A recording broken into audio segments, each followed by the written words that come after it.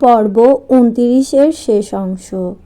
ঋতু এক অবাক দৃষ্টিতে সুপ্তির দিকে তাকিয়ে রইল। সুপ্তি প্রাণপণে চেষ্টা করছে যেন তার চোখ থেকে এক ফোঁটা অশ্রু গড়িয়ে না পড়ে, কিন্তু অভদ্র অশ্রুগুলো তার কোনো কথা শুনল না। একের পর এক অশ্রুবিন্দু গড়িয়ে পড়তে লাগলো তার গাল বেয়ে। ঋতু এবার আর নিজেকে থামাতে পারল না। নরম অভিমান মেশানো কণ্ঠে বলে উঠল, আচ্ছা, তুই কি আমাকে আদৌ কোনো কিছু মনে করিস? ঋতুর কথায় সুপ্তি কোনো উত্তর দিল না, শুধু একবার নীরবে তার দিকে তাকালো। ঋতু ধীরে ধীরে সুপ্তির পাশে গিয়ে বসে পড়ল। তারপর আলতো করে তার কাঁধে হাত রেখে বলল, তুই আমাকে বলবি তোর কি হয়েছে? ঋতু এখনো সুপ্তির মুখের দিকে তাকিয়ে আছে, উত্তরের আশায়। সে বেশ ভালোভাবেই জানে সুপ্তির কারো সঙ্গে কোনো সম্পর্ক নেই। তাহলে আজ হঠাৎ করে বিয়ের কথা উঠতেই কেন মেয়েটা এভাবে ভেঙে পড়ল? সেই কখন থেকে শুধু কেঁদেই চলেছে, একটাই কথা, সে বিয়ে করবে না। অথচ সরাসরি কিছু বলতেও চাইছে না। সমস্যাটা কোথায় সেটাও যেন বলতে নারাজ। মেয়েটা এমনিতেই ভীষণ চাপা স্বভাবের, নিজের কষ্টগুলো কাউকে সহজে বলতে চায় না। ঋতু আবারও ধীরে ধীরে বলল, দেখ, আমি বুঝতে পারছি বিয়ে একটা খুবই সিরিয়াস বিষয়। আমার জীবনের এত বড় একটা সিদ্ধান্ত হঠাৎ সামনে এলে আমিও হয়তো প্যানিক করতাম, কিন্তু তোর আসলে কি হয়েছে? সুপ্তি চোখ নামিয়ে খুব নিচু স্বরে বলল, কিছুই হয়নি, আমি বিয়ে করতে চাই না। ঋতু দীর্ঘশ্বাস ফেলে বলল, তোর বিয়ে তো খালুজান এখনো ঠিক করে ফেলেনি, আর কিছুদিন পর তুই 4th সেমিস্টারে উঠে যাবি। সেজন্যই হয়তো খালু এখন থেকে তোর জন্য ভালো ছেলে দেখা শুরু করেছে, যাতে সঠিক সময়ে তোর বিয়েটা দিতে পারে। তোর সঙ্গে তো কেউ জোর করে কিছু করছে না। যদি তুই বিয়েতে রাজি না হোস, আমার মনে হয় না তোকে কেউ জোর করে বিয়ে দেবে। সুপ্তি 2 হাত দিয়ে নিজের চোখ মুখ মুছে নিল। তারপর নিজেকে কোনো রকমে সামলে নিয়ে এই প্রসঙ্গটাকে বদলাতে মৃদু স্বরে বলল, তুই ঠিক বলেছিস, আমি হয়তো একটু বেশি ভাবছি। বাবা অবশ্য বিয়ের মতো একটা গুরুত্বপূর্ণ বিষয়ে আমার মতামত নেবে। আর তুই তো আমাকে কিছুই বললি না কি কি কেনাকাটা করেছিস। সুপ্তি কথায় ঋতুর ধীরে ধীরে শপিং মলে ঘটে যাওয়া ঘটনা এবং রাফির সাথে দেখা হওয়া পরবর্তী রাফির আচরণ, এই সব কিছু মনে পড়তেই ঋতু বিরক্ত বোধ করল। তবে এই বিষয়ে আর সুপ্তিকে কিছু বলল না। তার বদলে বলল, আসলে তেমন কোনো কিছু কিনতে পারিনি, তবে যেহেতু হাতে আরও কিছুদিন সময় আছে, এই সময়ের মাঝে আমি সব কিছু কিনে ফেলবো। হ্যাঁ, কিন্তু ভার্সিটি থেকে আমি তোকে বেশ কয়েকবার ফোনও দিয়েছিলাম, কিন্তু তোর ফোনটা বন্ধ দেখাচ্ছিল। সুপ্তির কথায় ঋতু মনে মনে বলল, ওই জঙ্গলটা তো আমার ফোনটা ফেলে রেখে এসেছে, এজন্যই তো আমার শখের ফোনটা হারিয়ে গেল। ঋতু কিছু বলছে না দেখে সুপ্তি বলল, আচ্ছা শোন, আমি একটু রেস্ট নিতে চাই, একটু একা থাকতে চাই। ঋতু কিছুক্ষণ সুপ্তির মুখের দিকে তাকিয়ে থেকে মাথা নেড়ে বলল, ঠিক আছে। এরপর ঋতু ধীরে ধীরে ঘর থেকে বেরিয়ে গেল। ঋতু চলে যেতেই সুপ্তি উঠে গিয়ে ঘরের দরজাটা বন্ধ করে দিল। দরজায় পিঠ ঠেকিয়ে কিছুক্ষণ নিশ্চুপ দাঁড়িয়ে রইল সে। তারপর ধীরে ধীরে চোখ বন্ধ করতেই আজকের ভার্সিটির ঘটনাগুলো একে একে তার মনে পড়তে লাগলো। আজ ক্যাম্পাসে সোহেলের সঙ্গে দেখা হয়েছিল তার। প্রথমে সুপ্তি তাকে না চেনার ভান করেছিল, কিন্তু শেষ পর্যন্ত আর এড়িয়ে যেতে পারেনি, কথা বলতে হয়েছে। শুধু তাই নয়, সোহেলও যেন আজ পুরো দমে চেষ্টা করেছে তাকে ইমপ্রেস করার। ছেলেটার আচরণে এমন কিছু ছিল যা অনিচ্ছা সত্ত্বেও সুপ্তির চোখে পড়েছিল। এমনকি তার বান্ধবী মিনেও এক সময় বলেছিল, তুই তো সারা জীবন প্রণয়ের জন্য অপেক্ষা করে থাকতে পারবি না। সে তো বিয়ে করে তার বউকে নিয়ে সুখে আছে। তোরও উচিত অন্য কাউকে একটা সুযোগ দেওয়া। তোকেও তো বিয়ে করতে হবে এক সময়, তাই না? তখন মিনুর কথায় ভীষণ রেগে গিয়েছিল সুপ্তি। কথাগুলো সে একেবারে পাত্তা দিতে চায়নি। বিয়ের কথা বাদ যাক, সুপ্তি এখন নিজের জীবনে কাউকে সুযোগও দিতে চায় না। কিন্তু যেখানে বাঘের ভয় সেখানেই যেন সন্ধ্যা নামে। আজ বাবার ফোনটায় তার এত দিনের লুকিয়ে রাখা কষ্টগুলোকে এক মুহূর্তে সামনে এনে দাঁড় করিয়ে দিয়েছে। সুপ্তির বাবা একেবারে সরাসরি বলেছেন, পড়াশোনা তো প্রায় শেষের দিকে, এখন থেকেই তোমার জন্য ভালো ছেলে দেখা শুরু করে দিয়েছি। সঠিক সময়ে তোমার বিয়ের কাজটা শেষ করতে চাই। কথাগুলো শোনার পর থেকেই সুপ্তির মনে হচ্ছিল যেন তার মাথার ওপর থেকে হঠাৎ করে আকাশটাই ভেঙে পড়েছে। এতদিনেও তো সে নিজের মনটাকে ঠিকভাবে বুঝে উঠতে পারেনি, নিজেকে গুছিয়ে নিতে পারেনি। প্রণয় আর সূচনাকে একসঙ্গে দেখলে আজও বুকের ভেতরটা কেমন যেন মোচড় দিয়ে ওঠে। তাদের একসঙ্গে থাকা, একে অপরের প্রতি ভালোবাসা সব কিছুই তাকে প্রতিনিয়ত ভেতর থেকে ভেঙে দেয়। সে কীভাবে আছে, কীভাবে প্রতিটা দিন পার করছে সেটা শুধু সুপ্তিই জানে।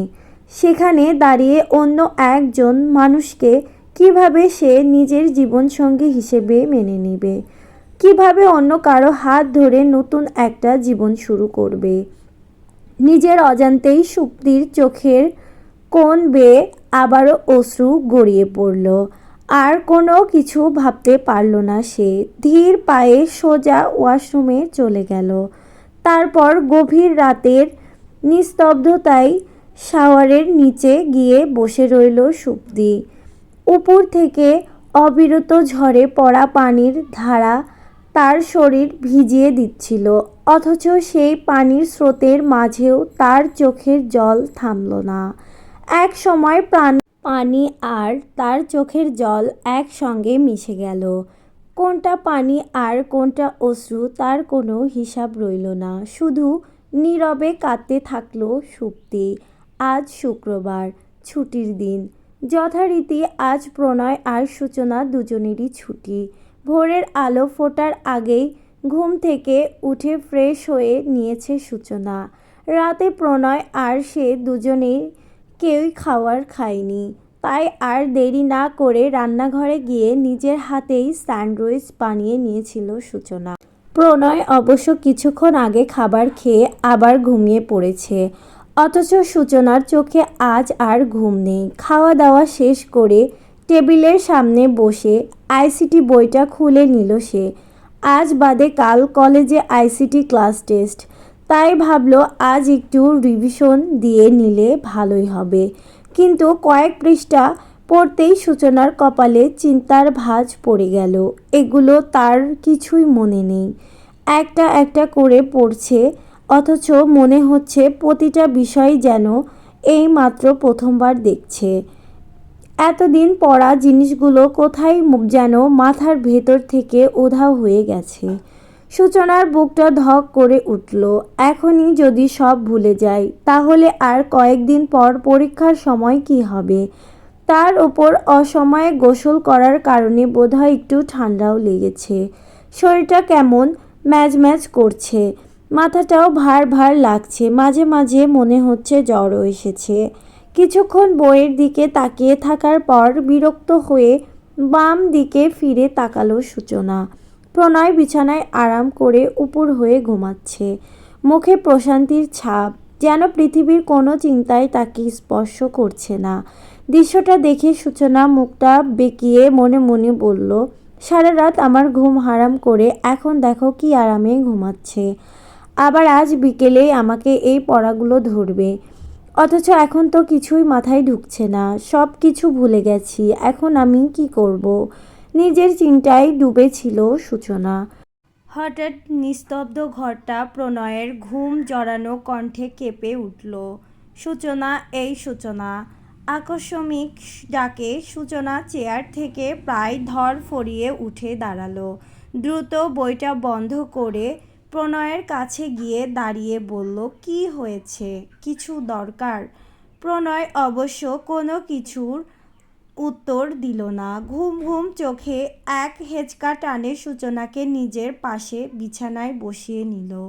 তারপর ব্ল্যাঙ্কেটটা দুজনের শরীরের ওপর টেনে দিয়ে পেছন থেকে আলতো করে জড়িয়ে ধরল তাকে। ঘুম জড়ানো অস্পষ্ট কণ্ঠে বলল, উঠে পড়েছ কেন? তোমার ঘুম পায়নি? সূচনার ঠোঁটে মৃদু হাসি ফুটে উঠল। না, আসলে আর ঘুমাতে ইচ্ছা করছিল না। প্রণয় কিছুক্ষণ চুপ থেকে নরম স্বরে জিজ্ঞেস করলো, এখন কেমন লাগছে? ঠিক আছো? হ্যাঁ, ঠিক আছি। প্রণয় এবার সূচনার ভেজা চুলের ডগায় হাত বুলিয়ে দিল। আঙুলের ডগায় ভেজা চুলের স্পর্শ পেয়ে বলল, চুলগুলো ভেজা কেন? এভাবে থাকলে তো ঠান্ডা লেগে যাবে। প্রণয়ের কথা শুনে সূচনা মনে মনে দীর্ঘশ্বাস ফেলল। এদিকে সব পড়া ভুলে যাচ্ছি। পরীক্ষার খাতায় গিয়ে কি লিখব সেটাই জানি না। আর উনি কিনা চুল শুকানোর চিন্তা করছেন। তবু মুখে শান্ত স্বরে বলল, হ্যাঁ, আসলে আমার মনে ছিল না। প্রণয় এবার সূচনার গালে হাত রাখল, তারপর তাকে ছেড়ে দিয়ে উঠে বসল। মায়া ভরা স্বরে বলল, আচ্ছা ঠিক আছে, যাও। চুলটা ভালো করে শুকিয়ে নাও, না হলে তোমার ঠান্ডা লেগে যাবে। তোমার তো অল্পতেই ঠান্ডা লেগে যায়। এছাড়া তোমার গায়ে জ্বর জ্বর ভাব। ড্রয়ারে ওষুধ রাখা আছে, খেয়ে নিও। সূচনার প্রণয়ের দিকে একবার মুগ্ধ চোখে তাকিয়ে সূচনা চুপচাপ মাথা নাড়ল। আচ্ছা। ঋতু অপরাধীর মতো মাথা নিচু করে দাঁড়িয়ে আছে। আর তার ঠিক বিপরীতে রবিন ভীষণ ক্ষিপ্ত দৃষ্টিতে তাকিয়ে আছে তার দিকে। মুখের অভিব্যক্তি দেখে স্পষ্ট বোঝা যাচ্ছে ঋতুর ওপর সে বেশ চটে আছে। রবিন কিছুটা রাগ মেশানো কণ্ঠে বলল, এত বড় হয়ে গিয়েছিস তবু এত বড় একটা ভুল কিভাবে করিস? ঋতু ঠোঁট উল্টে অসহায় গলায় বলল, সরি ভাইয়া, আমি সত্যি বুঝতে পারিনি যে ফোনটা হারিয়ে যাবে। রবিন বিরক্তি সঙ্গে বলল, মাত্র 3 মাস আগে তোকে আইফোন 70 প্রো ম্যাক্স কিনে দেওয়া হলো, এর মধ্যে ফোনটা হারিয়ে ফেললি? কি যে করিস তুই! আমি তো ভেবেছিলাম এখন হয়তো তুই যথেষ্ট ম্যাচিওর হয়েছিস। এখন তোকে নিয়ে আমার সত্যিই চিন্তা হচ্ছে। তুই কানাডায় গিয়ে এবার সারভাইভ করতে পারবি তো? ঋতু এবার কিছুটা বিরক্ত হয়ে বলল, উফ ভাইয়া, আমি তো বলছি ভুল করে হারিয়ে গেছে। তাছাড়া আমি যখন ইউনিভার্সিটিতে ভর্তি হলাম তখন কি তোমাদের কিছু বলেছিলাম যে আমার কোনো প্রবলেম হচ্ছে? হ্যাঁ, শুরুতে একটু সমস্যা হচ্ছিল, কিন্তু ধীরে ধীরে আমি সব কিছুর সঙ্গে অ্যাডজাস্ট করে নিয়েছি। এখন ফোনটা হারিয়ে গেলে আমি কি করব বলো? রবিন ভ্রু কুঁচকে বলল, কি করবি মানে? অবশ্য একটা কেস ফাইল করা উচিত। ঋতু সঙ্গে সঙ্গে মাথা নেড়ে বলল, হ্যাঁ, কিন্তু আমি চাই না বাবা মা এ বিষয়ে কিছু জানুক। ওরা আমাকে অনেক বকবে। রবিন মুচকি হেসে হালকা খোঁচা দিয়ে বলল, হ্যাঁ, তা তো আমি বুঝতেই পারছি। তুই হলি সবার আদরের দুলালি, তোকে কি আর বকা যায়? তারপর রবিনের কণ্ঠটা একটু নরম হয়ে এলো। ঠিক আছে, এত মন খারাপ করার দরকার নেই। আমি তোকে নতুন ফোন এনে দেব, আর তোর পুরনো ফোনটা ফিরে পাওয়ার চেষ্টাও করে দেখব। রবিনের কথা শুনে ঋতুর মুখটা মুহূর্তে হাসিতে উজ্জ্বল হয়ে উঠল। আনন্দিত কণ্ঠে সে বলল, থ্যাংক ইউ সো মাচ ভাইয়া। রবিন হালকা হেসে মাথা নেড়ে বলল, ঠিক আছে ঠিক আছে, এত থ্যাংক ইউ বলতে হবে না। কি ব্যাপার, আপনি আমার দিকে এইভাবে কেন তাকিয়ে আছেন? মনে হচ্ছে যেন আমি কোনো এলিয়েন। সূচনার কথায় প্রণয় বিন্দুমাত্র পাত্তা দিল না, বরং আগের মতোই গম্ভীর দৃষ্টিতে তার দিকে তাকিয়ে থেকে বলল, তাহলে কিভাবে তাকাবো সূচনা? এগুলো তো কিছুদিন আগেই পড়িয়েছি, অথচ তুমি সব ভুলে গেছো। সূচনার ভ্রু কুঁচকে গেল, সঙ্গে সঙ্গে প্রতিবাদ করে বলল, কিছুদিন আগে না, অনেক দিন আগে পড়িয়েছেন। হ্যাঁ, কিন্তু বেশ কয়েকবার পড়িয়েছি। এতবার পড়ানোর পরেও তুমি এই গুরুত্বপূর্ণ টপিকগুলো কিভাবে ভুলে যাও বলো তো? তোমার মনে থাকে কি? প্রণয়ের কণ্ঠে স্পষ্ট বিরক্তি। সূচনাও কম যায় না। নিজেকে বাঁচানোর জন্য মুখে ফুটিয়ে তুলল মায়াবী এক হাসি। তারপর মিষ্টি গলায় বলল, আমার মনে তো শুধু আপনিই আছেন। মন থেকে কিছুতেই আপনাকে বের করতে পারছি না। তাহলে পড়াশোনা কিভাবে আমার মনে ভিতর ঢুকবে? কথাটা বলেই নিজের হাসি লুকানোর চেষ্টা করল সূচনা। প্রণয় কয়েক সেকেন্ড নির্বাক হয়ে তার দিকে তাকিয়ে রইল। তারপর ঠোঁটের কোণে বাঁকা হাসি ফুটিয়ে বলল, কাল রাতের পর দেখছি তোমার অনেক সাহস বেড়ে গেছে।